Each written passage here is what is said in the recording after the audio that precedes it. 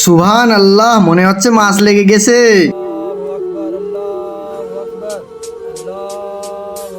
আজান হচ্ছে, আগে নামাজটা পড়ে নি, পরে এসে মাছটা ধরবো। রিজিকের মালিক তো আল্লাহ।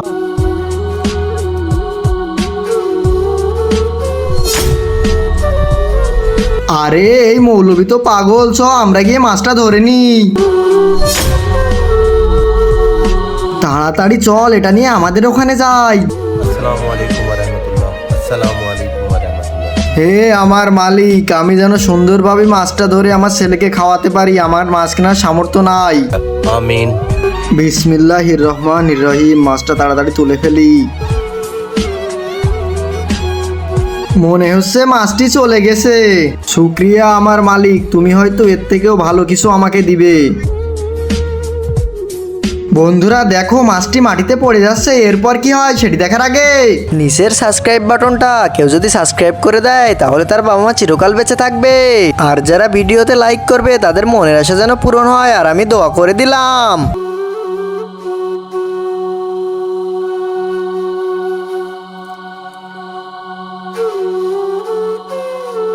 মনে হচ্ছে কারো মাছ পড়ে গেছে। দাঁড়াও বাবা, আমি এখান দিয়ে যাচ্ছিলাম, মাছটা এখানে পড়ে রয়েছে। মাছটি আপনার না তো? না না আঙ্কেল, এই মাছটা আমার নয়। এই মাছটা হয়তো আল্লাহ আপনার জন্য পাঠিয়েছেন, আপনি এটা নিয়ে যান সাথে করে।